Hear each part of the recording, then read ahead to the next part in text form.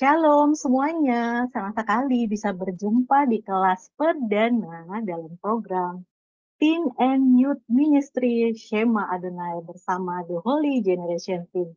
Perkenalkan, saya Ramona Natitupulu yang akan menjadi moderator untuk kelas kita pada hari ini.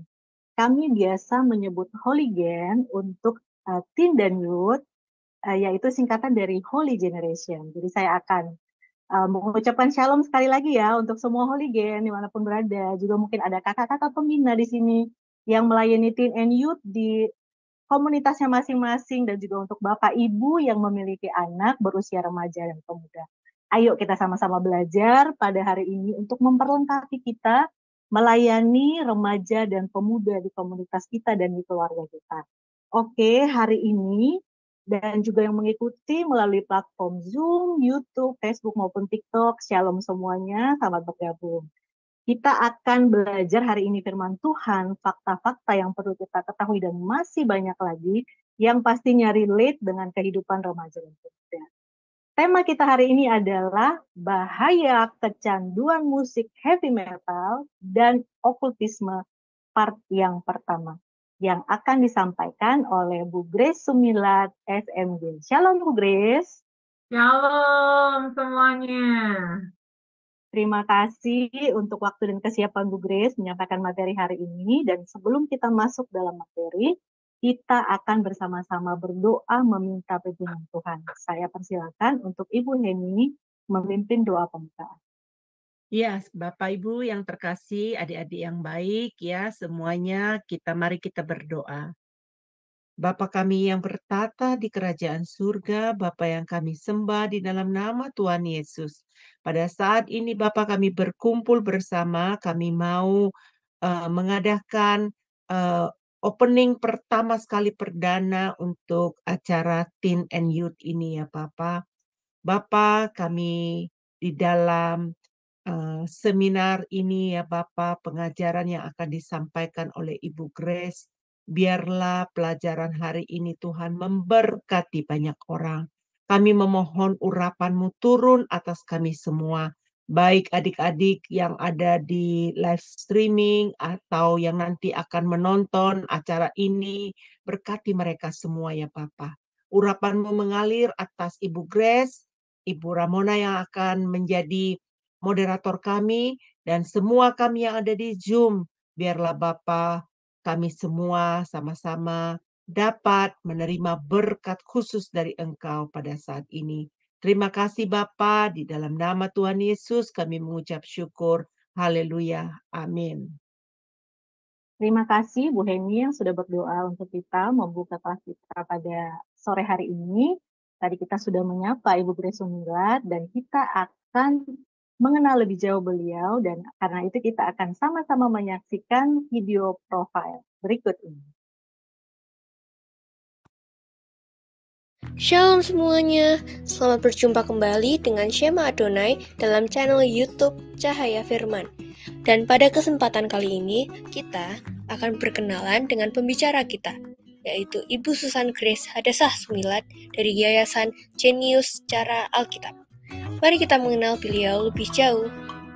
Susan Grace Hadasah Sumilat, sarjana musik gereja. Lahir di Pasuruan, Jawa Timur pada tanggal 10 September 1973 dan dibesarkan di Kota Malang. Sebagai anak ketiga dari pasangan Yusak Oscar Sumilat dan Shirley Esther Teja Kusuma.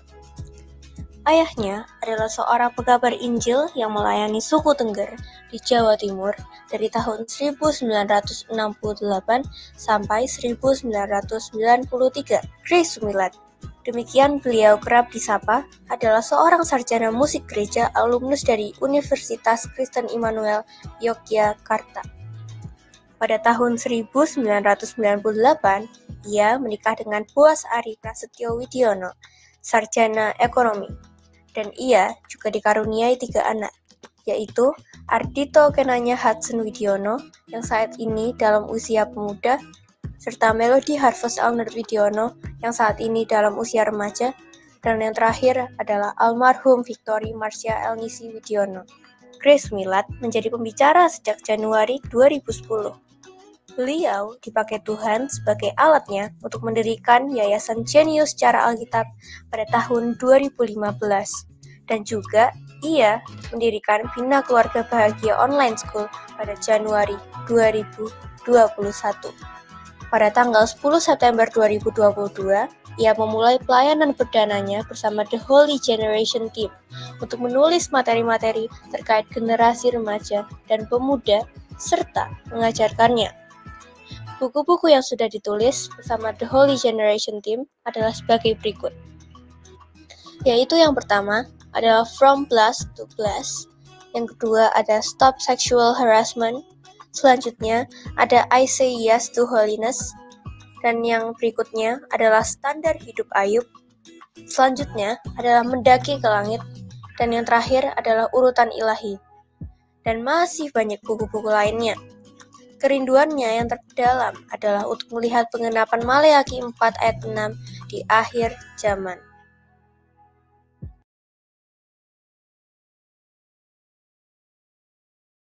Ya, Holy Gen dan Bapak Ibu semuanya, kita sudah semakin mengenal Ibu Grace yang akan memberikan materi untuk kita pada sore hari ini. Oleh karenanya, sekarang waktunya kita akan sama-sama belajar.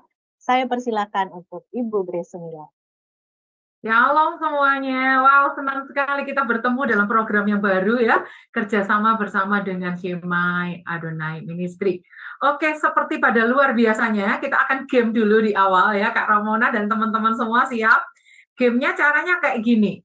Kalau saya jarinya satu ini berarti do, re, mi, fa, sol, la, si, do tinggi. Ingat ya, yang 8 ini do tinggi. Saya akan membuat satu melodi lagu. Hentakannya itu adalah ketukannya. Nah, teman-teman harus menebak itu lagu apa. Saya ulangi lagi ya. Do, re, mi, fa, sol, la, si, do. Tapi saya nggak akan mengeluarkan nada ya, hanya jari saja. Tapi ada hentakannya itu berarti ketukannya. Siap ya teman-teman yang bisa nanti menebak ya, meng-unmute diri sendiri, menebak lagunya lagu apa. Siap ya? 1, 2, 3.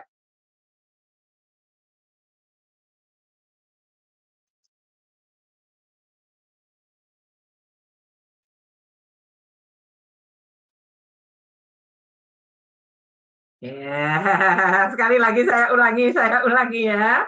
Siapa yang tahu lagu ini? Lagu terkenal loh ya. Sering dinyanyikan waktu Natal ya. Coba saya udah kasih clue nih ya.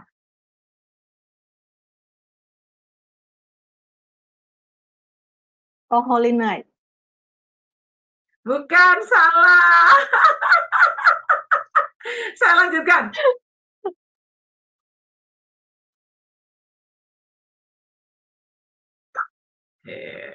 Ulang. Ini do tinggi ya. Hai dunia gembiralah Bu Grace. Hai, betul Bu Deborah. Gembiralah. Atau bahasa Inggrisnya, joy to the world, the Lord is come ya. Do, si, la, sol, fa, mi, re, do, sol, la, si, do. Oke. Terima kasih ya. Cukup Kak Ramona. Atau mau lagu kedua ya? Kita coba lagu kedua nih. Siapa yang bisa tebak nih? Gampang kalau ini.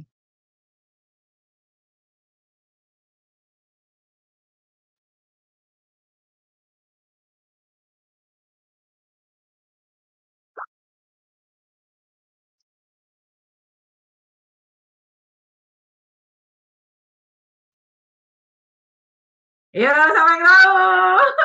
Gampang itu lagu anak-anak. Ayo, siapa yang tahu?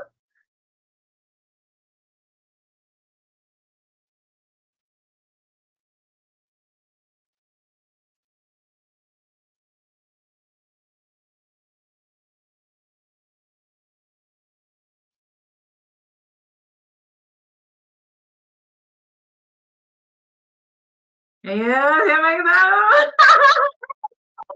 Ayo, Kak Deborah. Bu Deborah, ayo. Tahu nggak lagunya? Nggak ada yang tahu ya? Wah, malah yang sulit tahu. Yang gampang malah nggak tahu. Si semut yang kecil, buat apakah kamu? Oke, saya share screen di sini karena game kita ini ada artinya ya teman-teman ya. Baik, layar saya tertangkap dengan baik ya. Jadi kita ada program The Holy Generation bersama Shema Adonai. Saat ini kita telah tiba di batch 3, I Say No to Addiction, udah materi yang ke-7. Dengan judul Bahaya Kecanduan, Musik Heavy Metal, dan Okultisme. Nah, teman-teman, materi ini ditulis oleh saya sendiri dan konten editornya Kak Ramona yang bersama dengan kita. Kak Bina saat ini ada keluarganya yang meninggal, nggak bisa bersama dengan kita. Dan editor ejaannya atau proofreadernya adalah Kak Wina. Baik, tadi kita sudah icebreaker, nanti setelah ini akan saya kasih artinya apa ya. Icebreaker kita judulnya Itu Jarimu, Ini Nadaku, gitu ya. Lalu kita bergema, nanti ada lagu yang kita sarankan walaupun nggak kita putar di sini. Facts You Should Know, True Story, Mutiara Firman, Bible Facts, Facts You Should Know, nonton bareng, ada 2 video yang kita sarankan. Nggak kita putar di sini, tapi kita sarankan untuk Anda tonton bersama dengan teman-teman remaja pemuda. Facts You Should Know lagi, Dari Hati ke Hati, Bible Facts, Facts You Should Know, What to Do, Quote, dan Kartu Karakter. Baik, tadi kita udah masuk di icebreaker, Itu Jarimu, Ini Nadaku ya. Icebreaker ini diinspirasi dari Mazmur 150 ayat 6. Biarlah segala yang bernafas memuji Tuhan. Haleluya. Tahukah kamu bahwa lagu yang tadi kita pakai Hooligan di dalam game adalah lagu berjudul Joy to the World.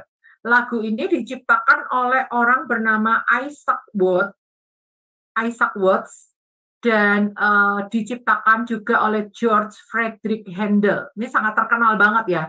Handel ini yang membuat oratorio Messiah ya. Jadi melodinya itu diciptakan oleh George Frederick Handel, sementara syairnya itu diciptakan oleh Isaac Watts. Ya, oke ya. Nah,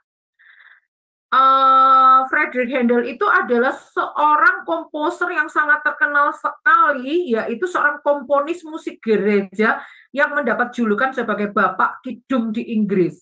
Ya, Do si la sol fa mi re do. Lagu ini tidak mengandung re tinggi, mi tinggi, fa tinggi, tidak mengandung si rendah, la rendah, sol rendah. Lagu ini nadanya hanya di 7 nada itu saja. Do si la sol fa mi re do, sol la si do si la sol fa mi, do si la sol fa mi re mi fa sol fa mi do si la sol fa mi, do si la sol fa mi mi re do la sol fa mi re do ya. Jadi nadanya tuh nggak ada, selain 1 oktav itu nggak ada, dan itu ada artinya. Lagu ini terdiri dari 7 nada. 7 itu adalah angka sempurna. Pelangi itu terdiri dari 7 nada, angka sempurna di dalam Alkitab ya. Kita lihat di sini. Dan lagu ini melambang, ada ceritanya. Do dari surga, nada tertinggi. Si la sol fa mi re do, turun ke dunia yang fana. Oleh karena itu kata-katanya, dunia gemar dan soraklah, penebus datanglah. Itu balik ke do tingginya king lagi kalau bahasa Inggrisnya. Bahasa Inggrisnya balik ke king lagi ya. Jadi itu lagu ini ada artinya, tapi saya nggak jelaskan semua ya, nanti akan memakan waktu banyak. Nanti sometimes kalau kita ada acara bedah lagu, kita akan bedah lagu ini habis-habisan. Itu hanya sekelumit ya, kita mencicipi tentang lagu ini yang keren banget, bahwa Tuhan itu turun dari surga ke dunia yang fana untuk menyelamatkan kita. Baik, itu arti daripada game kita hari ini. Nah, ada lagu yang kita sarankan Hooligan, untuk Hooligan bisa dengarkan bersama teman-teman. Saya pilihkan lagu Allah Sumber Kuatku ini. Ada banyak sekali versinya, saya memilih yang versi yang dinyanyikan oleh Yesua Abraham. Ini bagus banget, penyanyi yang bagus banget ya. Dan lagu ini diciptakan oleh GPCC Worship dengan syair sebagai berikut. Hanya kau milik surga, tiada yang kuingini di bumi, hanya kau tetap selamanya. Allah sumber kuatku, Allah sumber kuatku, Allah sumber kuatku, dan bagianku selama-lamanya. Kenapa saya pilih lagu ini? Karena kebanyakan orang-orang yang jatuh di dalam okultisme, itu dia mulai mencari kekuatan lain yang dia anggap adalah ilah atau berhala, yang dia anggap punya kekuatan khusus. Padahal tidak ada kekuatan yang bisa mengalahkan, menandingi kekuatan Allah kita. Ini ya, lagu ini kita sarankan untuk diputar di komunitas atau dinyanyikan pakai gitar atau keyboard boleh. Nah, sekarang kita masuk Facts You Should Know dengan judul ciri-ciri musik heavy metal. Nah, teman-teman, kalau kita pakai judul bahaya kecanduan musik heavy metal, kita harus tahu dulu musik heavy metal itu yang seperti apa sih. Jadi kita membahas ini di awal, Facts You Should Know. Jadi di pohon musik rock and roll ada cabang yang cukup besar dan kuat, dan dia di bawah rock and roll itu ada banyak cabang lain. Ya. Salah satu subgenre rock and roll yang paling kuat, beragam dan populer itu sekarang disebut sebagai heavy metal. Dan hari ini kita ingin cari tahu, kenapa sih musik heavy metal itu bisa membuat dia menjadi heavy. Logam berat. Bisa menjadi berat tuh kenapa gitu ya. Oke, jadi itu kalau diterjemahkan secara bebas logam berat heavy metal itu ya. Jadi kita ingin tahu kenapa sih membuat dia menjadi heavy metal itu apa? Ciri-cirinya kayak begitu. Nah, heavy metal adalah subgenre rock and roll dan itu ditentukan oleh penggunaan volume, distorsi, sikap agresif secara keseluruhan. Jadi ada ciri khasnya ya. Kalau misalnya kayak keroncong, itu kan genre musik yang kayak mendayu-dayu, ada cengkok-cengkoknya kayak gitu ya. Misalnya musik pop itu melodinya sederhana gitu ya, mudah dicerna kayak gitu ya. Musik klasik itu yang diciptakan tahun sekian. Nah, kalau yang heavy metal ini ada ciri khasnya. Dia penggunaan volume yang keras, terjadi distorsi dan sikap agresif secara keseluruhan. Jadi tidak cuma sekedar berteriak di mikrofon serta ada gitar yang meraung-raung, tapi kita akan lihat lebih detailnya lagi, teman-teman. Heavy metal adalah sebuah genre payung yang mencakup beragam gaya. Jadi ada rock and roll, di bawahnya ada heavy metal. Heavy metal ini juga di bawahnya ada jenis-jenisnya lagi, pecahan-pecahannya lagi, cabang-cabangnya lagi, atau genre-genre yang lebih detailnya lagi. Kayak misalnya kan, saya sekolah musik, ada penjurusannya lagi, saya musiknya gereja. Musik gereja ada penjurusannya lagi, yaitu saya majornya conducting, gitu.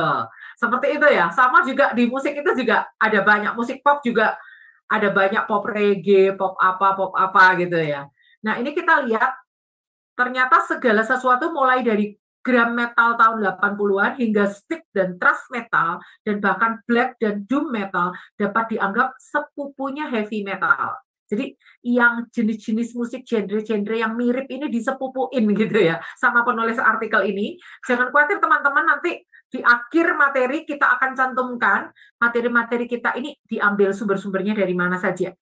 Baik. Hal yang menyatukan masing-masing subgenre ini adalah template rock yang digerakkan oleh gitar. Jadi kalau musik heavy metal tuh paling menonjol itu adalah alat musik gitar listriknya, gitar melodinya ya. Didukung dengan bagian ritme yang kuat terdiri dari gitar bass dan drum. Jadi ritmenya itu sangat kuat yang dipegang oleh gitar bass dan drum, itu kembar. Gitar bass dan drum itu saling terkait. Ketukannya pasti sama, dan yang paling menonjol dalam musik heavy metal ini adalah gitarnya yang hingar-bingar gitu ya. Serta penyanyi utama yang vokalnya itu bisa menandingi kekuatan instrumen. Udah instrumennya keras, vokalisnya masih lebih teriak lagi, lebih keras lagi gitu ya. Itu apa ciri khas daripada heavy metal. Elemen lain yang menghubungkan berbagai gaya heavy metal adalah konten liriknya tuh berat. Meskipun banyak lagu metal yang bersifat perayaan, reflektif, dan seringkali menginspirasi, tapi itu jarang ya. Masing-masing lagu itu kebanyakannya mengandung agresi, kekecewaan, pemberontakan, dan kira-kira hal-hal semacam itu. Liriknya itu seputar-seputar itu ya. Baik. Namun seperti halnya hip hop, heavy metal lebih dari sekedar genre musik, itu adalah gaya hidup. Saya suka sekali sama penulis artikel ini. Dia tidak menganggap heavy metal hanya sebagai genre musik, tapi itu gaya hidup. Artinya, kalau ada orang yang udah suka sama heavy metal, itu akan mewarnai seluruh hidupnya. Di kamar dia akan putar, di perjalanan dia akan putar, di mana-mana dia akan putar, entah itu pakai headset, entah itu pakai langsung suara dari handphone atau dari suara perangkat di mobil atau apa. Pokoknya kalau orang udah terikat dengan heavy metal ini, itu akan menjadi gaya hidupnya gitu. Dan setiap kali ada upaya untuk menekan metal, komunitasnya itu malah makin kuat. Jangan dikira kalau kita tekan orang-orangnya itu komunitasnya makin remah, makin hilang. Enggak, malah makin kuat. Ya kan? Nah, kita akan belajar ada 4 karakteristik utama heavy metal. Ya, ada karakteristik yang menentukan suara heavy metal, ada 4 karakteristik yang paling umum ditemukan semua subgenre metal. Yang pertama adalah formasi blues rock. Nah, kalau penganut heavy metal yang alirannya lebih keras, mereka itu akan menertawakan penyuka blues rock. Mereka tuh akan nyepelein, lu masih selevel gitu, masih cetek lu, gitu kan. Apa boleh secetek itu, gitu kan ya. Kalau anak-anak muda, kalau dia sudah aliran yang lebih berat, dia akan menertawakan orang-orang yang ini masih di level yang blues, gitu, blues rock. Heavy metal sebagai gaya musik dapat ditelusuri akarnya kembali ke British Invasion dan band-band seperti The Beatles, The Moody Blues, The Rolling Stones. Sebagian besar band-band ini terdiri dari 1 atau 2 gitar, bass, dan drum. Namun tidak seperti kebanyakan band British Invasion, penyanyi heavy metal biasanya tidak memainkan alat musik. Jadi heavy metal itu kebanyakan penyanyinya nggak sembari memegang alat musik, gitar atau apa, enggak. Mereka nyanyi doang. Ya, tapi ada pengecualian, yaitu James Hetfield dari Metallica, itu dia sekaligus memegang instrumen. Dari akar kata bahasa Inggrisnya feeling blue, sadness yang artinya kesedihan. Jadi feeling blue is an idiom that describes the experience of sadness or melancholy. It is a poetic and succinct way to communicate feeling sad. Blues, melancholy, suffering, menderita. Jadi lagu-lagu blues rock itu kebanyakan kayak melo-melo, kayak sedih-sedih, kayak membuat orang itu cenderung dibawa ke depresi, mengasihani diri sendiri, ya, tertuduh, pada akhirnya stres gitu ya, membawa spirit stres, kesedihan atau depresi. Nah, yang kedua, liriknya gelap. Ya, seperti disebutkan sebelumnya, lagu-lagu metal sering ditulis dengan tema-tema yang lebih gelap seperti ketakutan, ketidakpercayaan, paranoid, kemarahan, kesedihan, gitu-gitu ya. Masing-masing emosi ini mengaitkan metal dengan akarnya pada aspek blues daripada band British Invasion tempat mereka berasal. Jadi ini akarnya. Akarnya ini British Invasion ini yang melahirkan genre-genre lainnya, dan ciri khas dari lirik-lirik mereka ini nggak ada happy-happy-nya. Nggak ada kayak lirik mengucap syukur. Nggak ada lirik kayaknya, ayo hidup kudus. Gitu sama sekali nggak ada gitu ya. Adanya ketakutan, ketidakpercayaan, paranoid, kemarahan, kesedihan, kayak gitu-gitu. Meskipun demikian, setiap subgenre metal cenderung melekat pada emosi yang lebih gelap. Death metal, contohnya ada grup namanya death metal, itu biasanya berkaitan dengan hal-hal yang menyeramkan. Bahkan ada konsep-konsep yang mengerikan. Ya, padahal kalau kita saksikan, nggak cuma mendengarkan, tapi juga menyaksikan video-video klipnya mereka, itu lebih mengerikan lagi dengan make-up-nya, dengan kostum-kostumnya, dengan adegan-adegannya yang orang dirantai, yang orang diseret, yang kayak gitu-gitu, yang ada apa namanya itu tanduknya, ada taringnya, yang kukunya panjang-panjang, yang make-up-nya ngeri-ngeri gitu kan. Pop atau hair metal sebaliknya cenderung berfokus kepada masa-masa indah dan naik turunnya gaya hidup rock and roll. Itu beda. Jadi pop dengan hair metal itu adalah satu genre yang sangat berlatar belakang dengan yang heavy metal. Jadi kalau pop atau hair metal itu masa-masa indah, kemesraan ini, mengenang masa SMA, gitu-gitu ya. Tapi kalau di heavy metal jangan harap kita ketemu lirik-lirik kayak gitu, nggak ada ya kan. Yang ketiga, penekanan pada gitar. Gitar adalah instrumen yang sangat kuat dan serbaguna. Kemampuannya untuk mendistorsi dan mengubah suara dan volumenya adalah landasan utama pembuatan metal menjadi metal. Jadi gitar itu kayak punya beberapa fitur gitu. Kalau misalnya diklik ini suaranya keluarnya wah, gitu. Diklik lagi yang apa suaranya yang gimana lagi, dan mereka punya kayak pedal-pedal kaki di mana kalau mereka mau ganti suara ada pedal yang dipencet yang ini, ganti suara yang ini, volumenya juga bisa langsung diputar di gitarisnya, nggak hanya bergantung kepada operator soundman-nya, tapi di gitarnya bisa dia mau sekencang apa bisa diatur sendiri kayak gitu ya. Setiap bagian lain dari band, bahkan penyanyinya, beroperasi untuk menekankan dan mendukung kekuatan gitar. Jadi, maupun drummernya, maupun basisnya, maupun vokalisnya, itu semua mendukung kemenonjolan daripada gitar. Saya harap teman-teman paham ya, kebetulan saya sarjana musik, jadi bisa menjelaskan lebih dalam. Vokal untuk mencocokkan musik. Jadi kalau di musik heavy metal itu, kencang apapun musiknya, vokalisnya nggak akan kalah. Dia bisa lebih kencang lagi, dia bisa teriak lebih dahsyat lagi, dia juga bisa melengking suaranya lebih nonjol lagi. Padahal musiknya tuh udah dibikin keras sekali, vokalisnya nggak kalah gaya gitu, nggak kalah gaya vokalisnya, ya kan? Seorang pemain atau vokalis daripada heavy metal memerlukan suara yang berwibawa dan kekuatan paru-paru untuk memproyeksikan. Jadi pakai resonansi dada.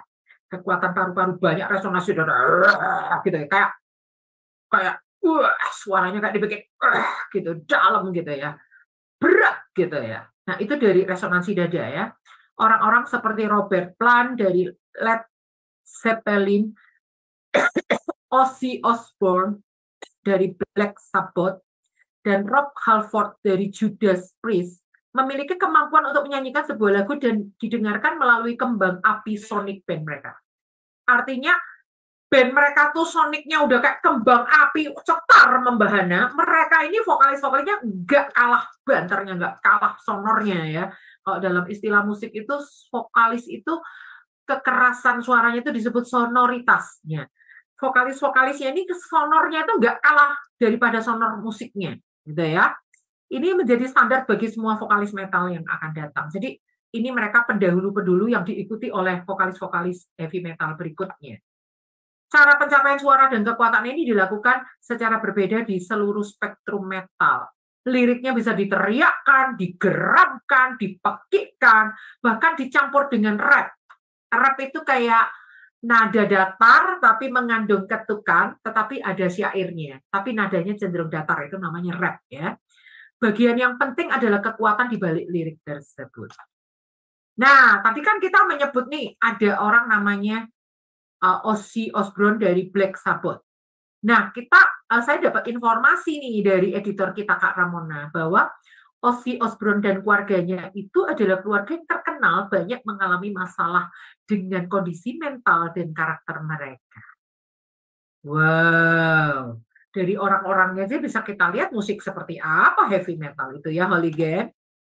Nah, kita lihat Hooligan, bahwa di bawah payung heavy metal ini ada genre-genre yang lebih kecil lagi, cabang-cabang musiknya. Mari kita lihat beberapa genre. Yang pertama, deathcore. Deathcore itu seperti yang dicontohkan oleh grup-grup, ini grup-grup yang alirannya deathcore ya, yaitu Dillinger Escape Plan, Whitechapel. Mereka ini fokus pada gitar yang di down tune dan gaya vokalnya adalah death growl, riffing yang keras, dan break instrumen solo. Jadi ada break di mana instrumennya itu bermain solo, entah drummernya, entah basisnya, entah gitarisnya, ada solo-solonya. Kayak kalau kita penikmat musik jazz pasti tahu ya, solo drummernya lebih menonjol, yang lain main tapi kecil-kecil gitu ya. Solo pada keyboardnya nonjol, yang lain kecil-kecil. Nah, ini yang deathcore ini mereka seperti itu, ada solo-solo instrumennya. Mental glamour. Glam meminjam riff gitar yang terinspirasi pop, harmoni vokal, dan penampilan panggung. Jadi ada tata riasnya, ada kostum-kostumnya. Glam rock dan melipat semuanya ke dalam format heavy metal. Glam metal mendominasi radio. Jadi yang namanya glam metal ini, yang alirannya adalah metal glamour, itu pernah mendominasi radio sepanjang tahun 80-an dengan band-bandnya adalah Mötley Crüe dan Poison. Ya, dua band ini sangat menonjol di tahun 80-an. Jejaknya itu masih bisa dilihat di band-band seperti Darkness dan Wolfmother saat ini. Jadi Darkness dan Wolf Mother-nya mengikuti jejak-jejak band-band sebelumnya ini. Lalu aliran ketiga adalah grunge. Meskipun tidak selalu dianggap sebagai subgenre heavy metal, grunge memang memenuhi keempat karakteristik tersebut. Sikap tersebut seperti yang dipersonifikasikan oleh band-band dari Pacific Northwest AS seperti Nirvana, Alice in Chains, dan Soundgarden menikmati banyak popularitas sepanjang awal tahun 90-an. Jadi mau nggak mau kita mengulik sejarah musik ini ya, sejarah musik tahun 80-an, tahun 90-an. Dan kita di sini ada sebut tadi kan, ada vokalis namanya Nirvana, vokalis Nirvana. Jadi ada band namanya Nirvana, itu punya seorang vokalis yang namanya Kurt Cobain. Cobain apa Pak Kurt? Terima kasih untuk editor kita Kak Ramona yang kasih informasi ke saya bahwa Kurt Cobain ini mati bunuh diri dan dia adalah seorang penderita skizofrenia atau kepribadian ganda. Kita bisa lihat ya, vokalisnya aja mengakhiri hidupnya dengan bunuh diri. Musik seperti apa itu ya kan? Hati-hati ya hooligan. Yang keempat adalah hardcore. Dengan nama seperti hardcore, Anda mungkin mengharapkan sesuatu yang mirip dengan metalcore, grunge, tetapi subgenre ini lebih mirip dengan thrash metal dengan energinya yang dahsyat. Motorhead adalah contoh yang sangat baik dari musik heavy metal, seperti halnya grup baru Killswitch Engage. Ya.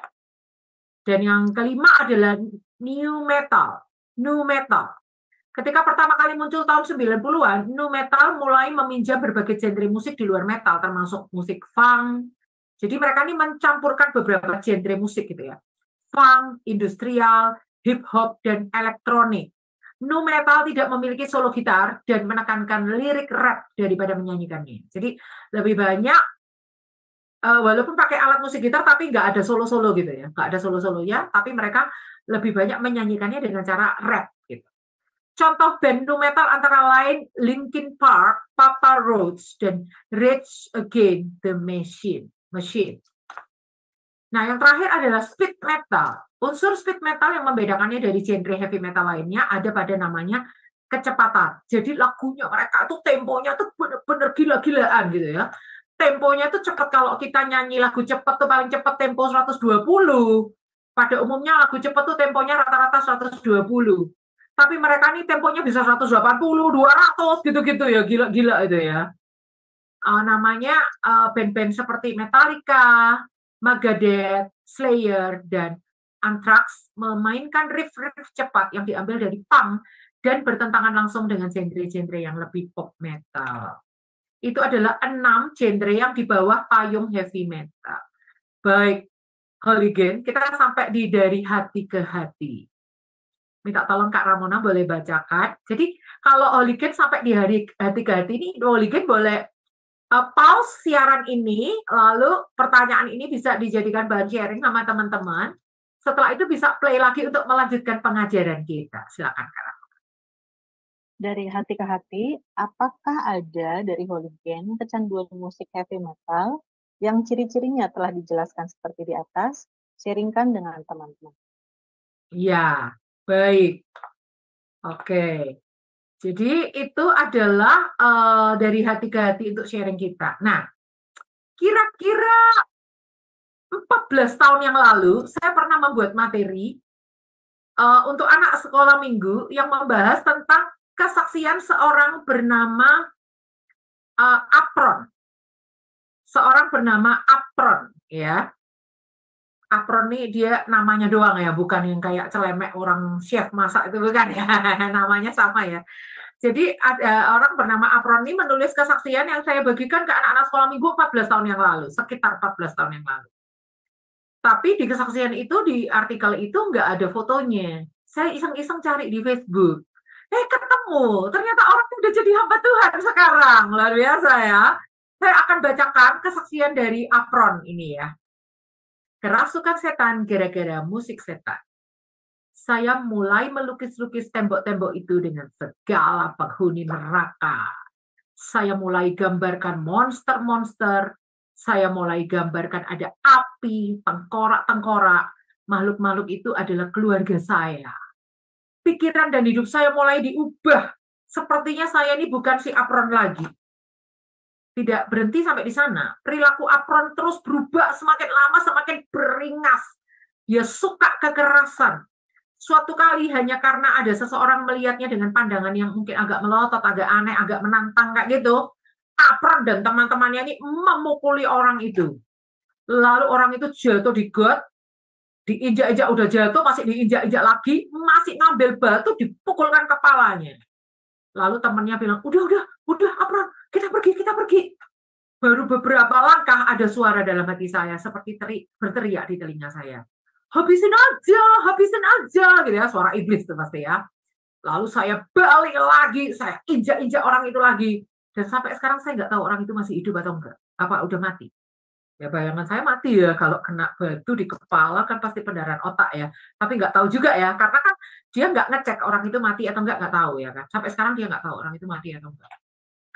Kekerasan dan keberingasan Apron tidak hanya dilampiaskan kepada lawan berkelainya saja.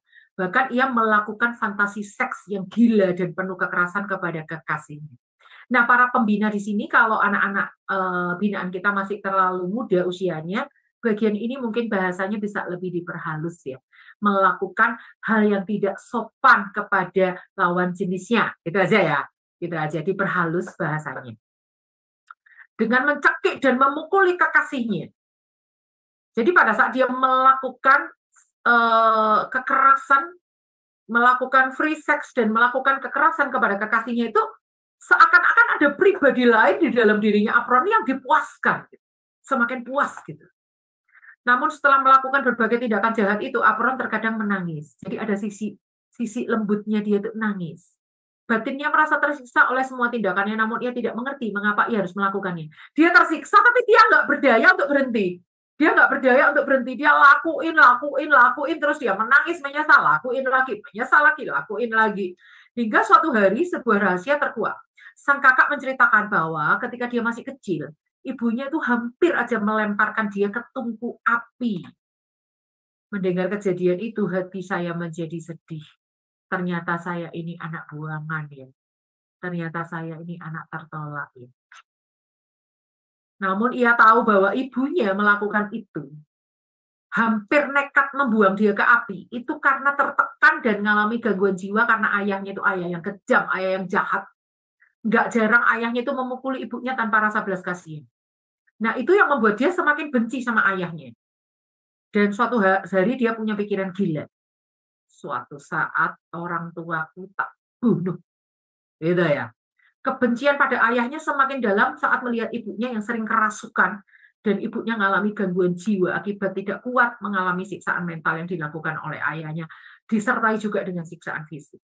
Sejak saat itu ayah masuk dalam kehidupan jalanan dan terjerat dalam musik-musik pemuja setan. Saya percaya musik-musik yang dipuja oleh Apron ini adalah heavy metal. Walaupun dia nggak menyebut genrenya ya. Tapi saya percaya itu sejenis-jenis heavy metal karena pemuja setan dari mana? Dari syair-syairnya kelihatan ya. Belum sempat mewujudkan keinginannya untuk membunuh sang ayah, Apron mengalami sebuah penyakit yang sangat menyiksanya. Nanti kita lihat ya, ternyata heavy metal itu sangat berpengaruh terhadap kesehatan kita loh ya. Menjadi memburuk kesehatannya. Nah, karena sudah putus asa, Apron menghubungi kakaknya dan meminta sebuah nasihat dari kakaknya. Dan nasihat seorang kakak itu bisa menjadi titik balik dalam hidup Apron. Makanya Hooligan, saat ini kalau Hooligan tahu materi ini, Hooligan itu dikasih Tuhan beban untuk menjadi penasehat buat teman-teman atau saudara atau sepupu atau siapapun yang terjerat pada heavy metal, terjerat pada musik yang musik iblis kayak gitu ya.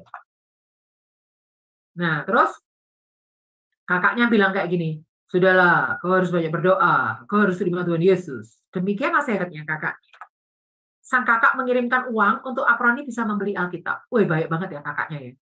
Saat hendak membeli Alkitab, mata Apron tertuju pada sebuah buku yang berjudul Dibebaskan dari Jerat Iblis. Buku itu mengusik hatinya dan membawa langkah kakinya ke sebuah ibadah. Di sana Apron berseru, Tuhan, aku ini jahat. Masih mungkin nggak engkau ini menerima orang sejahat aku ini, Tuhan. Kalau engkau mau menerima aku akan berikan hidupku kepadamu. Terbukti sekarang dia jadi hamba Tuhan ya. Ini fotonya zaman sekarang nih di Facebook. Nih saya cari orangnya, saya juga nggak kenal ya, ketemu fotonya ya. Nah, kita lihat di sini, Sejak hari itu pemulihan demi pemulihan dialami oleh Apron, kaset-kaset. Nah, ada kata kaset karena zaman dulu itu belum ada CD, compact disc, belum ada flash disk, belum ada apa tuh namanya Spotify, belum ada YouTube gitu-gitu ya. Zaman dulu itu adanya kaset ya. Kaset-kaset lagu metal tuh dibakar sama dia, bahkan dia stop rokok, stop minuman keras, stop seks bebas. Nah, kebetulan 3 adiksi ini udah kita bahas di materi-materi sebelumnya ya, Hooligan. Merokok itu boleh atau tidak, terus I say no to alcohol gitu ya, minuman keras, dan kehidupan seks yang bebas sudah kita bahas malah puas dalam 10 judul ya kan. Nah, pada hari itu ia berkata, tidak akan ada lagi hal itu menyentuh hidup saya. Hanya saya izinkan Yesus yang menyentuh hidup saya. Demikianlah Apron memproklamirkan kebebasannya dari perbudakan setan. Salah satunya melalui musik heavy metal. Wih, luar biasa ya. Nah, saya chatting sama beliau di Facebook, saya tanya, Pak, Bapak ini hamba Tuhan ya? Saya lihat foto-fotonya. Iya benar, Bu. Ini kesaksian Bapak ya? Iya benar, Bu. Sekarang Bapak melayani di mana? Ini jawaban beliau. Ya, Apron Stamril hari ini. Saya sekarang aktif di ladang misi, Bu, khususnya mengadopsi suku NTT. Dan saat ini saya juga sedang mengadopsi suku di Sulawesi. Wow, saya baca kisah ini sekitar 14 tahun lalu. Ternyata kisah ini ditayangkan di live channel, Solusi Live Channel tanggal 6 April 2011. Tapi saya cari videonya sudah nggak ada. Videonya sudah nggak ada, saya kurang tahu kenapa. Tapi artikelnya untuk masih saya simpan ya dari sekitar 14 tahun yang lalu ya. Baik. Nah, ini saya ambil foto dari YouTube, Facebooknya beliau, yang ini tulisan dari beliau sendiri. Sesungguhnya hidup kita adalah persembahan yang harum bagi Tuhan. Wow, Hooligan, saya merinding baca ini ya. Orang yang terikat heavy metal, terikat musik-musik setan, bisa diubah Tuhan menjadi seorang hamba Tuhan. Oleh karena itu, Hooligan, kalau ada di antara Hooligan yang terikat dan nggak tahu bagaimana cara lepas, jangan putus asa. Tuhan akan tolong Hooligan, sehingga nggak mustahil yang dialami oleh Pastor Apron Stamril ini bisa menjadi bagian dalam hidup kita, walaupun nggak selalu kita tuh harus jadi pendeta. Ya kan? Nggak selalu kita harus jadi misionaris. Tapi Tuhan bisa ubahkan hidup kita 180 derajat berubah loh, Hooligan. Dan saya menambahkan ayat ini di dalam PowerPoint ini karena ada satu ruang yang kosong. Saya tambahkan ayat ini. Tolong Kak Ramona yang bacakan. 2 Korintus 5 ayat 17.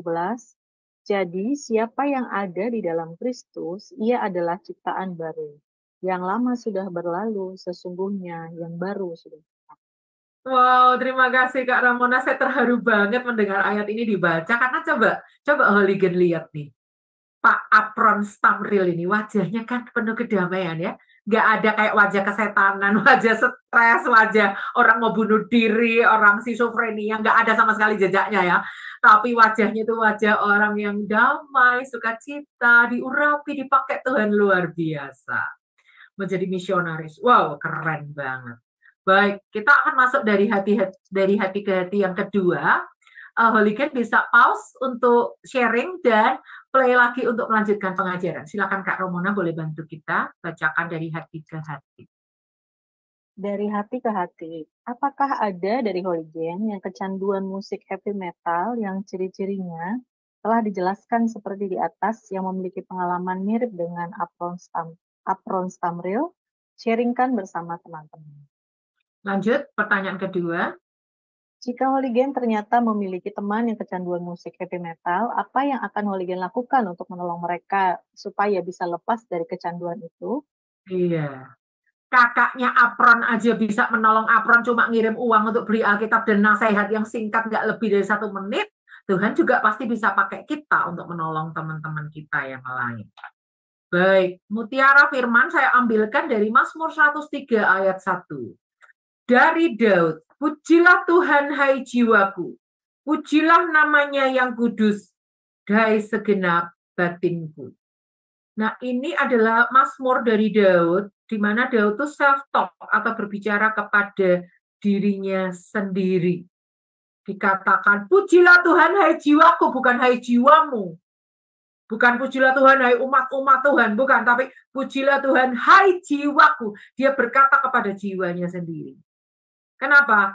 Ketika kita berkata kepada jiwa kita sendiri untuk memuji kekudusan Tuhan, kita akan menjadi orang yang menjadi seperti apa yang kita sembah. Contoh, Hooligan punya artis idola nih. Misalnya siapa nih artis idolanya? Raffi Ahmad misalnya. Maka Hooligan tanpa Hooligan sadari, pasti Hooligan akan niru gaya rambutnya, niru cara ngomongnya tanpa Hooligan sadari ya. Karena kan Hooligan kayak kagum sama dia, ngefans sama dia gitu kan, followernya gitu kan.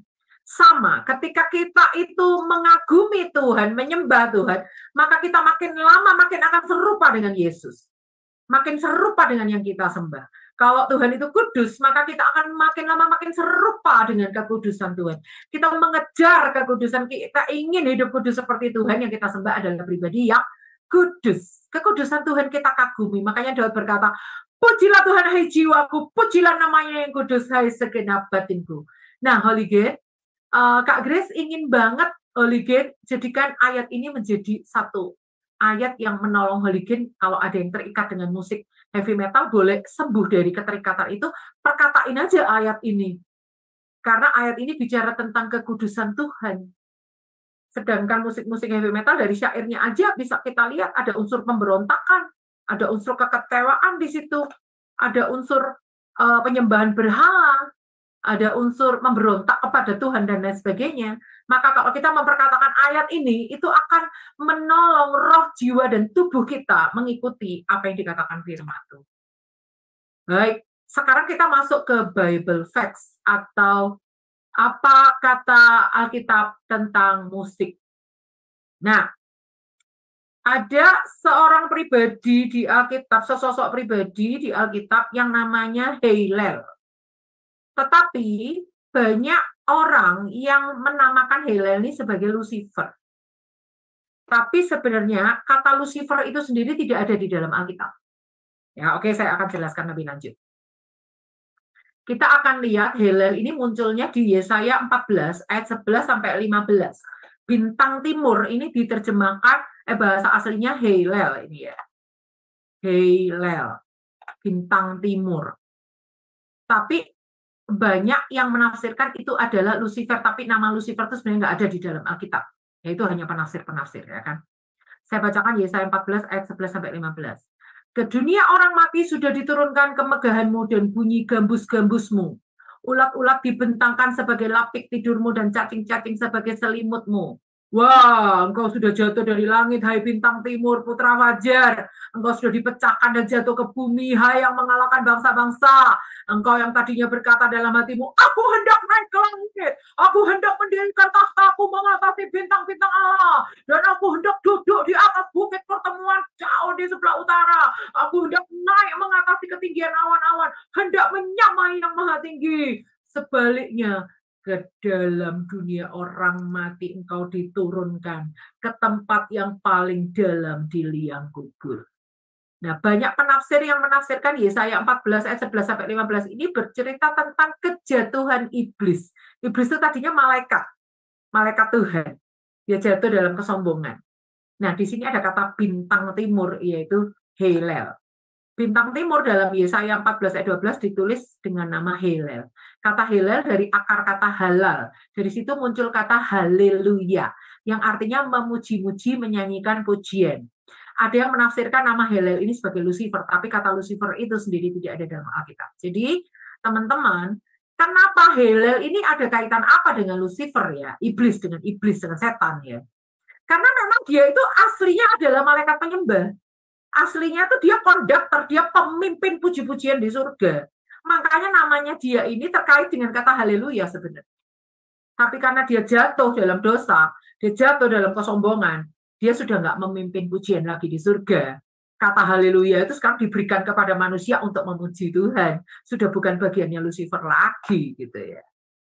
Nah, kenapa Yesaya 14 ayat 11 sampai 15 itu banyak ditafsirkan oleh penafsir Alkitab sebagai iblis? Karena dibandingkan dengan Lukas 10 ayat 18, minta tolong Kak Ramona bacakan. Lukas 10 ayat 18, lalu kata Yesus kepada mereka, aku melihat iblis jatuh seperti kilat dari langit. Oke. Jadi secara penafsiran kilat ini kan bercahaya kan, bersinar kan. Dan itu jatuh. Iblis itu digambarkan seperti kilat jatuh dari langit. Nah, makanya di dalam ayat ini tadi kan dikatakan bintang timur. Helel itu bintang timur. Tapi Tuhan katakan itu adalah kilat, seperti kilat jatuh dari langit. Oke. Dalam Yesaya 14 ayat 11, dikatakan tadi ya, disertai dengan gambus-gambus. Saya kembali ke layar ini. Ke dunia orang mati sudah diturunkan kemegahanmu dan bunyi gambus-gambusmu. Gambus itu alat musik loh.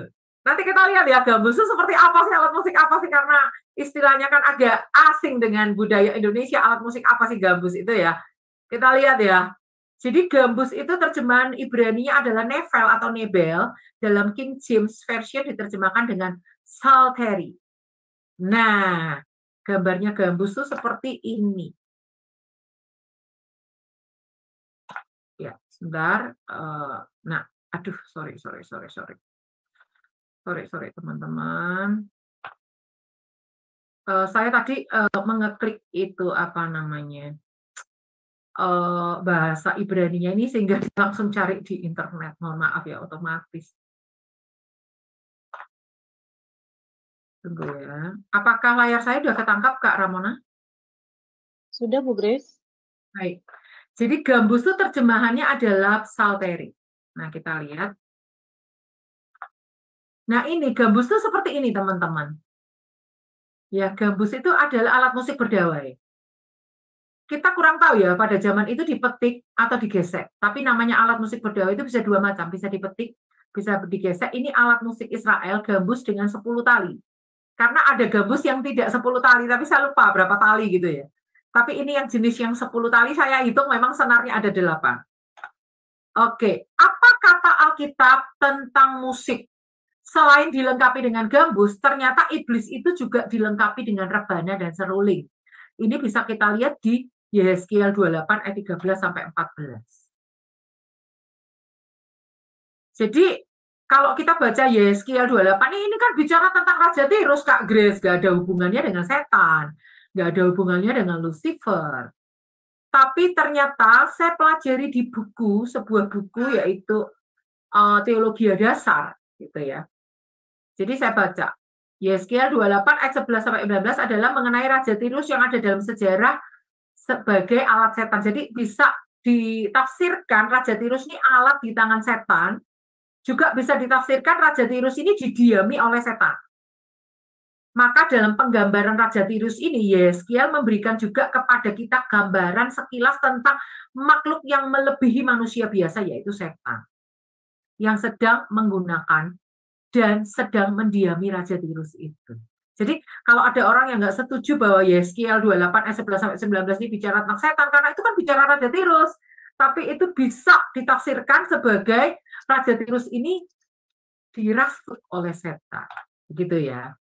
Nah, saya bacakan, gambar dari kesempurnaan engkau, penuh hikmat dan maha indah, engkau di Taman Eden, yaitu Taman Allah, penuh segala batu permata yang berharga, yaspis merah, krisolit, dan yaspis hijau, permata pirus, krisopras, dan nefrit, lazurit, batu darah, dan makalit. Nah, again, kalau kita pelajari nama-nama batu ini ada di baju efod. Tapi ada jajaran di baju efod itu, nama batu yang tidak ada pada Lucifer, ada iblis ini. 3 itu adalah batu yang melambangkan pengorbanan Yesus di kayu salib. Tapi kita nggak sempat belajar itu ya. Next time kalau ada kesempatan kita belajar itu, Holigen. Di sini dikatakan kalau dalam Alkitab bahasa Indonesia kurang jelas. Dikatakan gini, tempat tatahannya dibuat dari emas dan disediakan pada hari penciptaanmu. Kuberikan tempatmu dekat kerub yang berjaga, di gunung kudus Allah engkau berada, dan berjalan-jalan di tengah-tengah batu-batu yang bercahaya-cahaya. Nah, tempat tatahan ini, kalau dalam terjemahan lain-lainnya itu menggambarkan 2 alat musik lain. Tadi kan, kalau di versi yang lain tadi gambus. Nah, ternyata di dalam versi Yehezkiel ini ada 2 alat musik lain, yaitu rebana dan seruling. Nah, versi terjemahan lama, seruling ini pakai kata bangsi. Jadi yang kata tempat tatahannya itu terjemahannya munculnya kayak gini, engkau selalu disertai bunyi rebana dan bangsi. Kalau dalam versi MILT, terjemahannya kayak gini, kepiawaian tamborinmu dan serulingmu telah dipersiapkan dalam dirimu pada hari engkau diciptakan. Artinya, iblis itu di dalam tubuhnya itu ada alat musiknya. Bukan dia membawa alat musik itu, bukan. Alat musik itu tertanam di dalam tubuhnya, gitu ya. Tertanam di dalam tubuhnya, tempat tatahanmu itu tadi ya kan. Lalu New King James Version mengatakan seperti ini. The workmanship of your timbrels and pipes was prepared for you on the day you were created. Lalu versi King James Version mengatakan the workmanship of thy tabrets and of thy pipes was prepared in the day that thou was created. Jadi pada saat si setan ini diciptakan, iblis ini ketika belum jatuh dalam dosa itu diciptakan, dia itu dilengkapi dengan gambus, dengan kecapi, dengan seruling. Weh, bayangkan ya. Bukan, gambus, rebana, dan seruling ya. Nah, saya agak sulit menemukan gambar rebana di zaman Israel. Ini rebana modern ya. Kira-kira mirip-mirip seperti inilah. Dia alat pukul, bisa dipakai untuk menari ya. Lalu seruling ini saya juga nggak menemukan seruling Israel itu seperti apa. Saya pakai aja seruling bambu ala-ala Indonesia ya. Seruling modern itu yang jelas dia adalah alat musik tiup ya. Jadi di dalam tubuhnya si iblis ini ada 3 macam alat musik. Gambus itu adalah alat musik berdawai, bisa dipetik, bisa digesek. Lalu tamborin itu adalah alat musik pukul. Dan seruling ini adalah alat musik tiup. Artinya orkestra dia tuh punya segala macam alat musik di dalam tubuhnya. Tiup ada, pukul ada, bisa untuk nari. Ditambah lagi alat musik berdawai, gesek ada, petik ada. Wow. Nah, kita lihat ya. Kesimpulannya. Minta tolong Kak Ramona bisa baca kesimpulannya. Kesimpulannya dari Yesaya 14 ayat 11 dan juga Yehezkiel 28 ayat 13, kita tahu bahwa saat pertama kali iblis diciptakan, iblis dilengkapi dengan rebana, seruling, dan gambus. Yang dipercaya oleh para penafsir Alkitab, ketiga jenis alat musik itu, rebana adalah alat musik pukul, seruling adalah alat musik tiup, dan gambus adalah alat musik berdawai, atau bisa dipetik ataupun digesek, dan semuanya tertanam di dalam tubuhnya. Semua itu tertanam di dalam tubuhnya. Next, lanjut tolong dibaca Kak Ramona.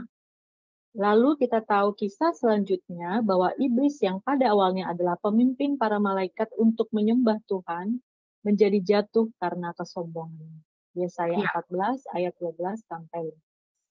Ayat ini nggak perlu kita baca lagi, tadi sudah saya baca bagaimana menggambarkan Raja Tirus itu dengan kesombongannya itu sama aja dengan penggambaran iblis.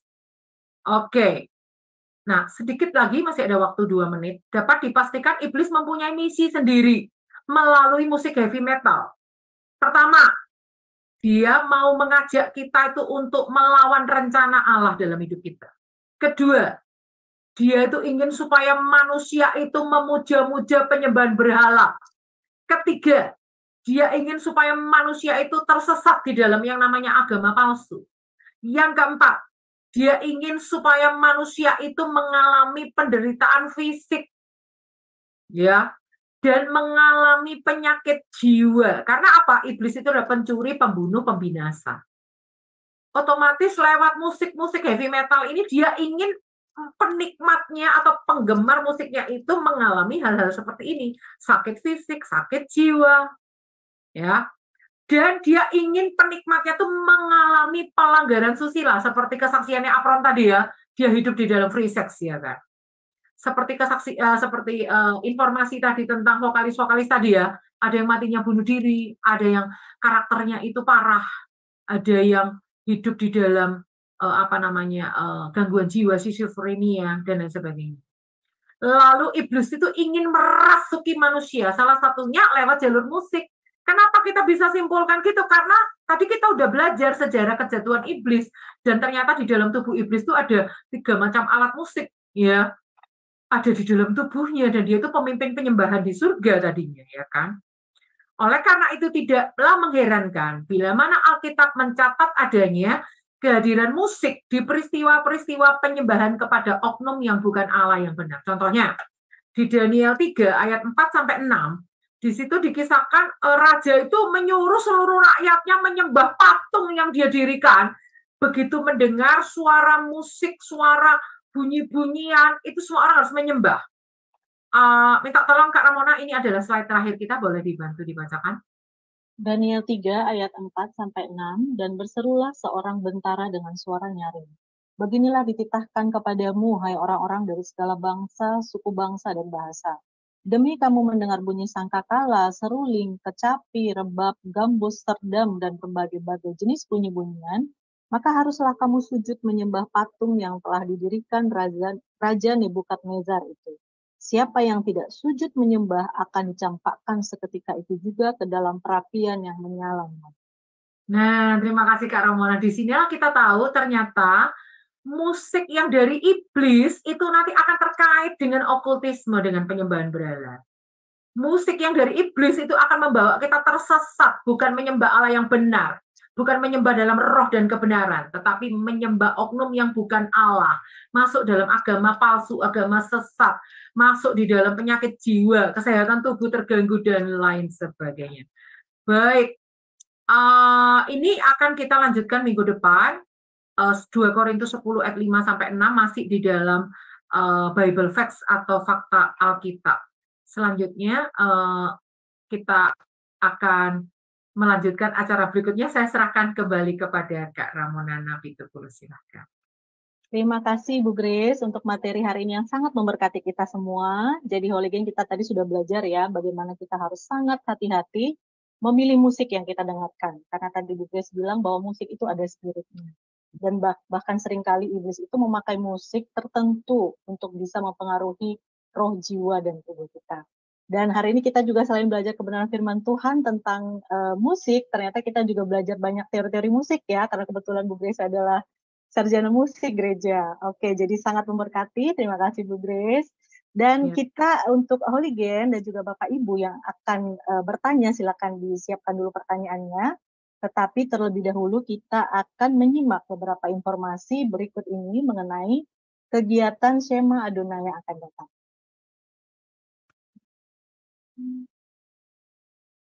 Untuk yang pertama akan ada acara dengan tema manusia wajib hidup suci pada hari Selasa tanggal 16 April 2024 jam 21:10 WIB yang akan disampaikan oleh narasumber Bapak Pastor Juniarson Ginting SEMM dan moderatornya adalah Bapak Sam Siagin. Selanjutnya,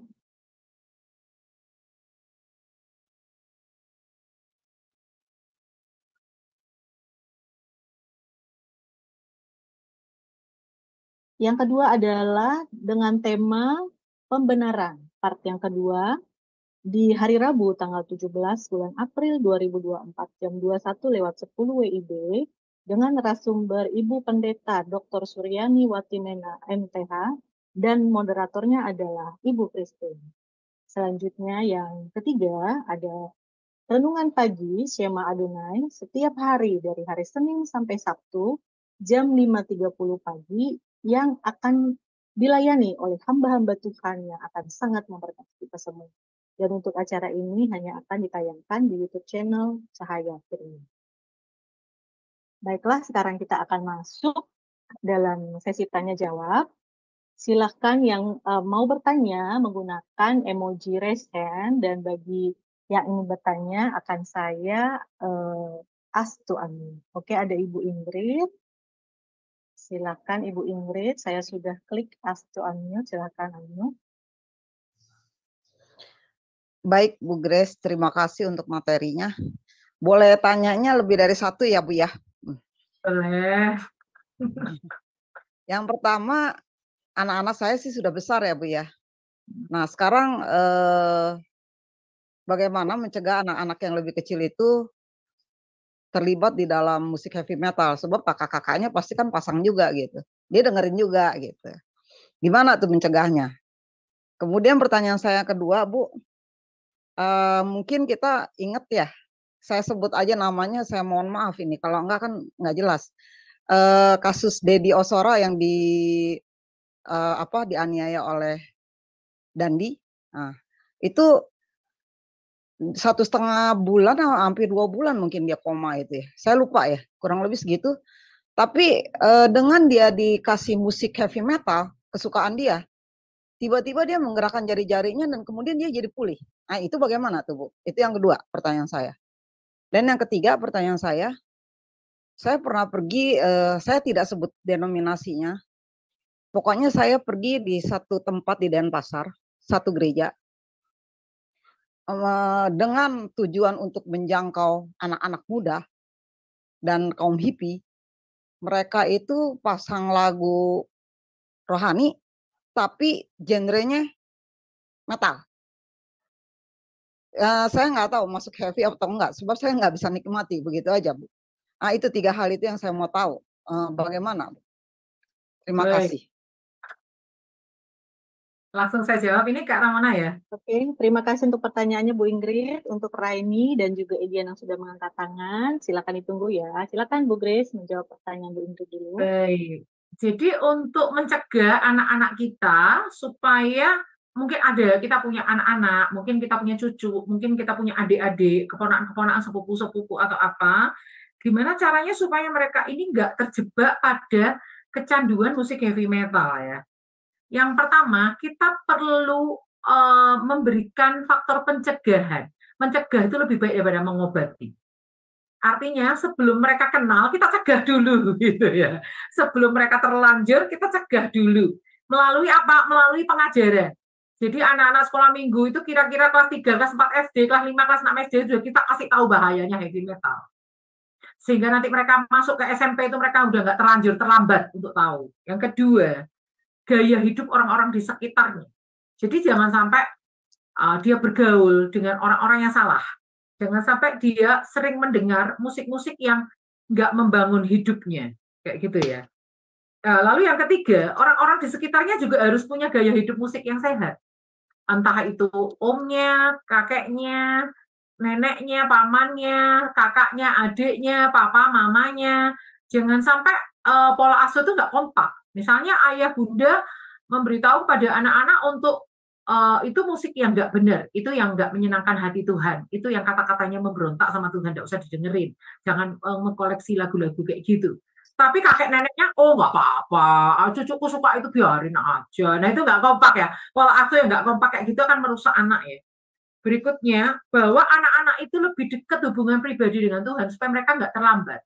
Karena ketika anak-anak itu memiliki hubungan pribadi dengan Tuhan yang akrab, suka memuji Tuhan, gaya hidup praise and worship pada mesbah keluarga di rumah, di keluarga, mereka diikutkan komsel anak dan lain sebagainya, itu nantinya mereka akan punya selera sendiri yang nggak usah banyak dicereweti, mereka udah tahu itu nggak cocok deh dengan spirit kita, nggak cocok deh dengan firman Tuhan, mereka udah paham sendiri.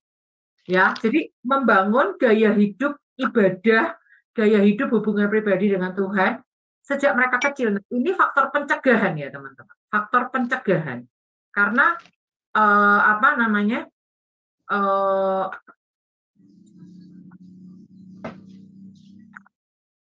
faktor pencegahan karena mencegah itu lebih baik daripada mengobati. Baik ya. Nah sekarang pertanyaan kedua. Soal ada orang yang koma dan pulih setelah mendengarkan musik heavy metal itu ya. Itu seperti ini ya teman-teman.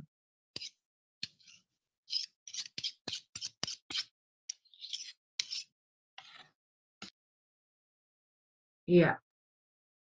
Jadi kemungkinan ada pemberitaan-pemberitaan yang tidak pas gitu ya, karena ada unsur politis di dalamnya terkait dengan korupsi pajak, SARA dan lain-lain. Saya kurang mengikuti berita ini. Ada suami saya bantu jawab seperti ini. Jadi ada unsur politis di dalamnya, tidak murni seperti yang diberitakan. Tapi saya juga ada kemungkinan lain kalau memang itu benar, itu dia bisa menggerakkan jarinya setelah koma sekian lama, itu karena musik itu memang berpengaruh pada tubuh manusia. Tetapi kalau dia terus-teruskan dengarkan itu dari tidak sadar menjadi sadar, tapi setelah sadar bahayanya kesehatannya makin memburuk apa makin membaik. Nah, itu yang nggak diberitakan berikutnya. Ya, baik. Jadi pikiran manusia kan terdiri dari gamma, beta, gelombang otak manusia terdiri dari gamma, beta, alfa, theta, delta. Nah, ketika orang nggak sadar, itu dia kemungkinan di gelombang delta yang paling bawah. Kalau sampai 4 Hz, itu dia berarti udah mati suri. Kayak gitu. Nah, kemungkinan kalau dia koma, dia diperdengarkan musik yang dia sering dengar pada saat dia sadar, itu akan menolong dia menjadi sadar. Tetapi musik itu sendiri, kalau terikat di dalam hidupnya, dia udah kayak kecanduan musik heavy metal itu, kesehatannya nanti bukan malah makin membaik, malah makin memburuk. Seperti itu ya. Saya nggak bicara soal Dedi ini ya, kita nggak tahu apakah dia itu diputarkan musik karena itu musik kesukaan dia, atau apa kita nggak tahu ya. Tapi yang jelas, nanti minggu depan kita akan belajar pengaruhnya musik heavy metal untuk kesehatan kita tuh seperti apa. Itu ada hasil-hasil penelitiannya. Lalu pertanyaan yang ketiga, bagaimana kalau ada tempat rohani gereja yang memakai genre heavy metal sebagai lagu rohani? Oke, sekarang saya akan coba jelaskan di sini menggunakan whiteboard ya. Oke. Nah, teman-teman, saya harap whiteboard saya ini bisa terlihat ya di layar ini. Jadi manusia itu kan terdiri dari roh, jiwa, dan tubuh ya. Saya kalau menulis itu di mana? Fitur nulis ini. Nggak jadi deh saya pakai whiteboard ini, saya belum menguasai alatnya ini. Jadi manusia itu kan terdiri dari roh, jiwa, dan tubuh ya.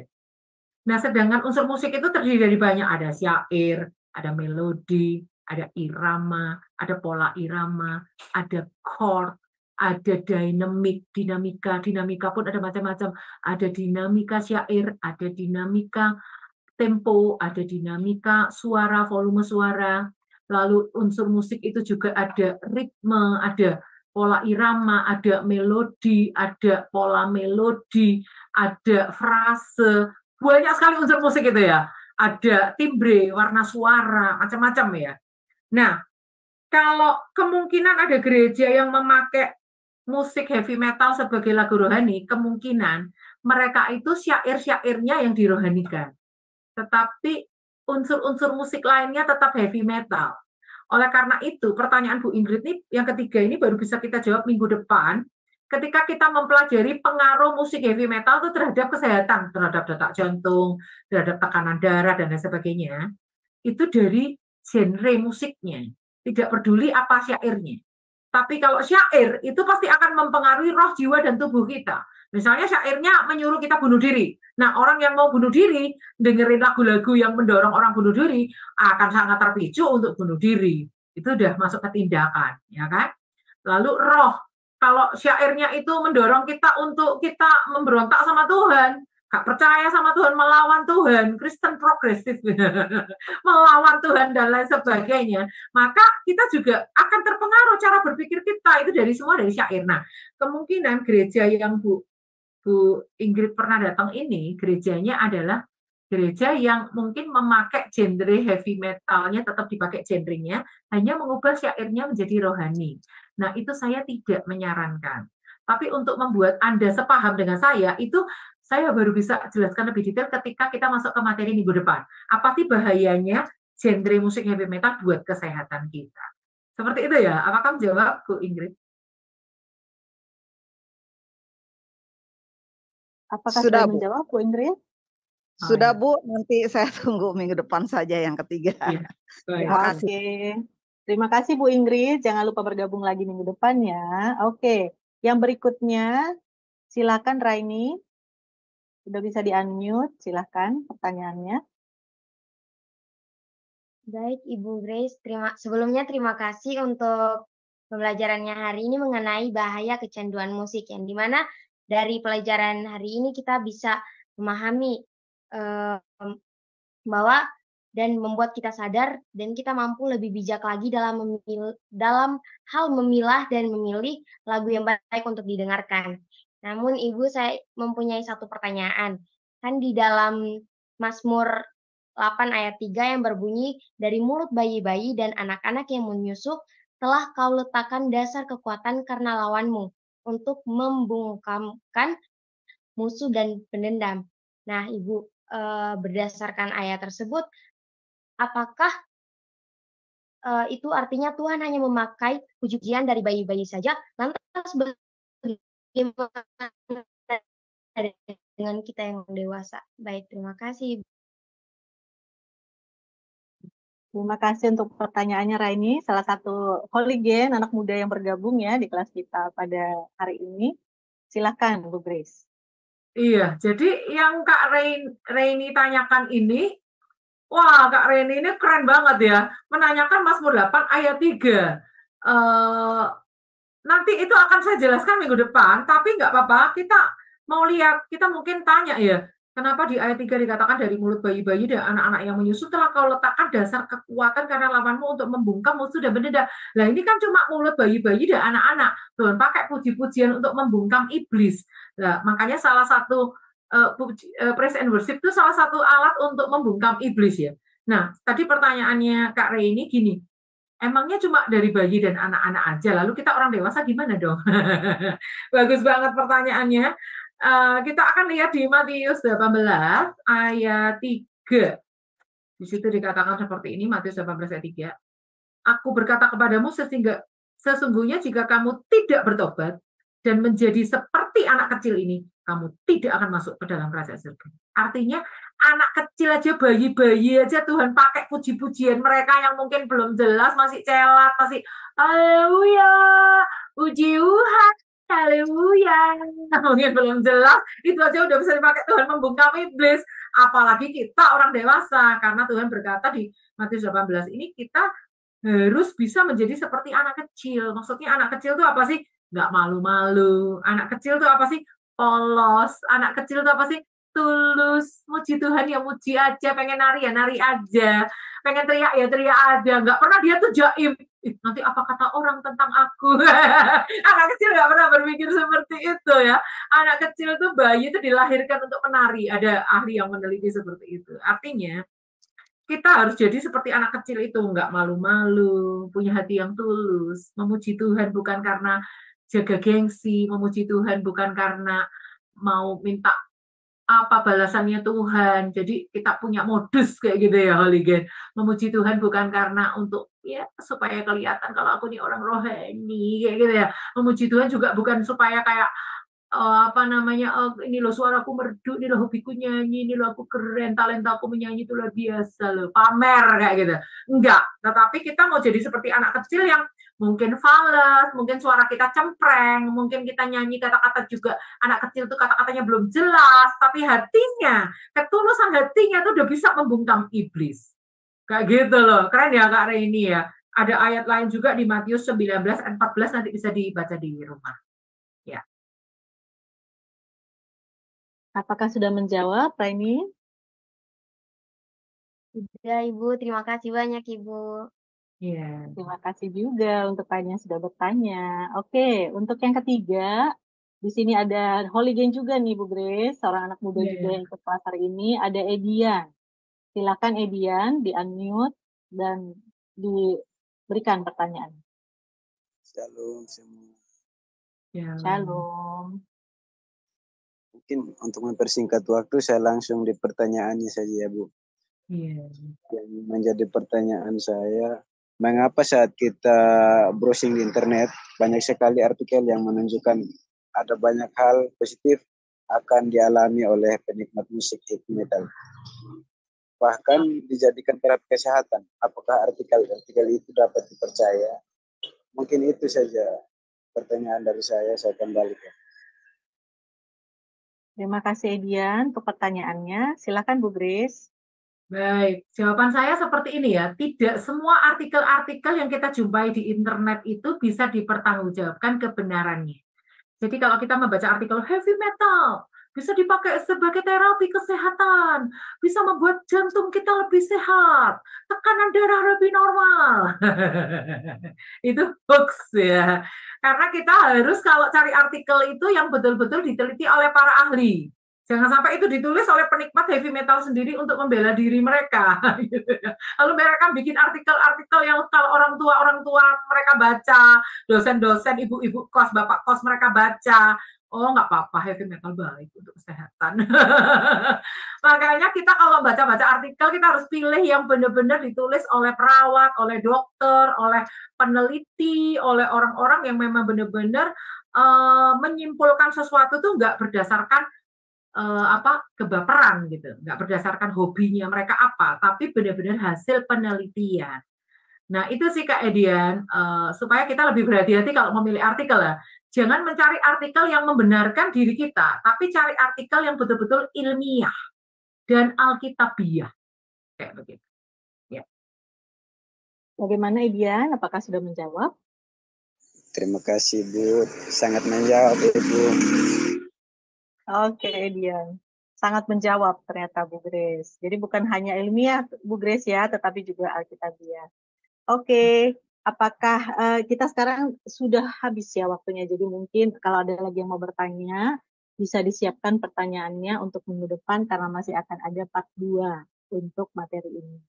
Oke, terima kasih untuk Holigen dan juga Bapak Ibu yang sudah bertanya. Sekarang kita akan menutup kelas kita, tetapi sebelum menutup kita akan mendengarkan closing statement dari Bu Grace disertai dengan doa penutup. Silakan Bu Grace. Baik, closing statement dari saya adalah jadilah the holy generation atau generasi yang kudus. Apa sih pentingnya kita jadi generasi yang kudus, Holigen? Pentingnya adalah ketika kita menjadi generasi yang kudus, kita menjadi alat yang bisa dipakai Tuhan untuk perkara-perkara yang mulia. Tapi kalau kita menjadi generasi sampah, menjadi generasi yang menyukai hal-hal sampah, generasi yang menyukai hal-hal yang tidak disukai Tuhan, maka kita ini seperti produk yang masih banyak PR untuk dibetulkan. Tapi ketika kita bertekad, ya Tuhan, aku mau bertobat, aku mau menjauhi apa-apa yang Kau nggak sukai. Aku mau menjauhi hal-hal yang berbau pemberontakan kepada Tuhan. Hal-hal yang berbau setan-setan ini. Hal-hal yang merusak kesehatanku. Aku mau jauhi, aku mau stop mulai sekarang. Nah, itu kita sama aja kita mempersiapkan diri kita untuk menjadi satu generasi yang kudus di tangan Tuhan. Nah, perhatikan untuk Holigen sekalian. Jangan sampai Holigen ada yang berkata kayak gini, musik kayak gitu aja diurusin sama Kak Grace sama Kak Mona ini sama teman-teman The Holigen ini. Cuma hobi musik kayak gitu aja diurusin gitu ya. Apa urusannya? Biarin, ini kan ranah pribadi aku dong gitu ya. Banyak kali Holigen ada yang mungkin berkata seperti itu, tapi ingat ya Holigen, tubuh kita ini adalah bait Allah. Jadi kalau tubuh kita harus kita rawat. Salah satunya kalau ada musik-musik, nanti minggu depan kita akan lebih jelas lagi detail bagaimana cara iblis memakai musik heavy metal itu untuk merusak salah satunya nggak cuma jiwa kita, nggak cuma spirit kita, tapi juga tubuh kita. Nah, kalau kita dikasih Tuhan tubuh, kita harus jaga, kita harus rawat, karena tubuh kita ini bait Allah. Nah, nanti minggu depan saya kasih ciri-cirinya nih. Ciri-cirinya orang yang udah dirasuk oleh iblis, salah satunya melalui musik metal tuh seperti apa ciri-cirinya? Salah satunya itu jadi males baca Alkitab, jadi males ibadah, kayak dengar khotbah tuh ngantuk, nggak ada semangat untuk mengikut Tuhan, nggak ada gairah yang menggebu-gebu untuk mengikut Tuhan. Itu nanti lebih jelas kita akan pelajari minggu depan. Nah, kesimpulannya Holigen, power statement dari saya adalah ayo kita menjadi generasi yang kudus, salah satunya kudus di dalam pilihan musik yang akan mewarnai hidup kita. Seperti itu, mari kita tutup di dalam doa. Tuhan, kami mengucap syukur untuk materi hari ini. Kami sangat berterima kasih atas kebaikan-Mu. Sangat berterima kasih atas pertolongan-Mu. Kami boleh mengenal apa itu musik heavy metal dan apa bahayanya, apa ciri-cirinya. Kami juga mempelajari bagaimana iblis adalah malaikat penyembah, malaikat pemuji, pemimpin paduan suara di surga, yang dia jatuh dalam kesombongan. Di dalam tubuhnya ada 3 alat musik, di mana dia masih memakai musik sampai di era sekarang ini untuk melawan engkau, untuk menjadikan manusia itu tersesat, menjadi pemberontak, menjadi penyembah berhala, menjadi pengikut aliran sesat, agama palsu, dan lain sebagainya. Menjadi rusak tubuhnya, menjadi rusak jiwanya. Oleh karena itu kami tidak mau ada di dalam lembah kekelaman yang seperti itu. Kami tidak mau terpuruk oleh injakan-injakan iblis. Tapi sebaliknya kami mau menjadi generasi yang bangkit, yang menjadi generasi yang tidak terikat kepada musik heavy metal. Kami tidak mau menjadi generasi yang diinjak-injak keterikatan sehingga kami nggak bisa lepas dari kekerasan, kejahatan, dan musik setan ini. Tapi sebaliknya kami mau menjadi generasi yang memuji dan menyembah Engkau, masuk dalam pujian dan penyembahan, menjadi generasi yang menyembah Engkau di dalam roh dan kebenaran. Terima kasih Bapak, Engkau berkati pertemuan kami minggu depan, berkati semua hamba-hamba Tuhan yang melayani, berkati persekutuan doa Shema Adonai Ministry, berkati teman-teman The Holy Generation Team, semua teman-teman yang sudah bergabung di sini, semuanya diberkati oleh Tuhan. Dan yang menyaksikan lewat YouTube, semuanya diberkati oleh Tuhan. Di dalam nama Yesus kami berdoa, haleluya, amin. Amin. Terima kasih Ibu Grace. Terima kasih juga untuk semua Holygen, Bapak Ibu yang sudah bergabung dalam kelas kita pada sore hari ini. Jangan lupa like dan subscribe channel YouTube Cahaya Firman untuk bisa mengikuti kelas-kelas berikutnya dan banyak sekali pengajaran-pengajaran yang sangat baik yang dapat mendukung pertumbuhan rohani kita. Oke, sampai berjumpa minggu depan semuanya dalam program yang sama. Tetap semangat, terus rindu belajar firman Tuhan. Tuhan Yesus memberkati kita semua. Shalom, shalom, shalom.